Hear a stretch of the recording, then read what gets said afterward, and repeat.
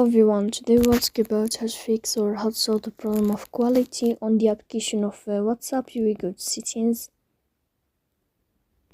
In this page, you will click on apps, default apps, app settings. On above here, you will search about WhatsApp and you will click. Then this page of app info, you will click on first stop and you will click OK. Then you will enter to the window of storage. Here you will click on clear cache. Then we go to Play Store.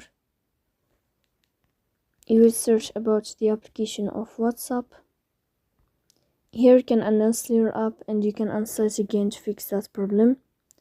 So please don't forget to support us by like and subscribe. See you next time and thank you for your watching and your attention.